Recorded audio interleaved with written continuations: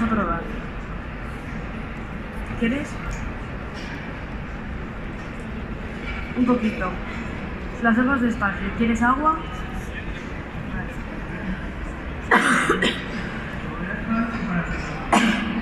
Tranquilo. ¿Tienes ganas de vomitar? Un poco. ¿Con la mano?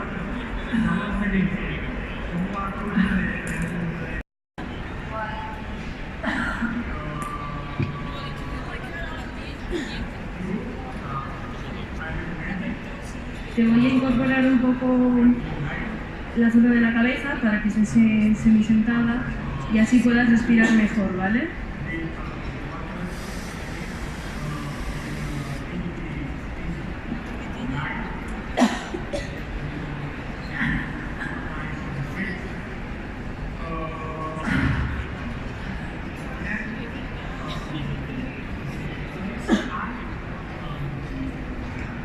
Bien, puedes pasar, levantas, te ayuda a levantarte. Muy bien. Tranquila, no tenemos prisa.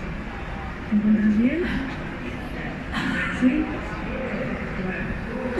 Tranquila. ¿Está bien la cama para que te sientes? ¿Sí? Muy bien.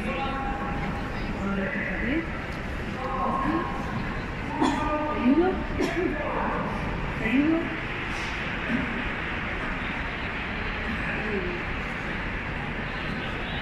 Muy bien. He visto en el registro que mis compañeros te han puesto unos apósitos en los pies porque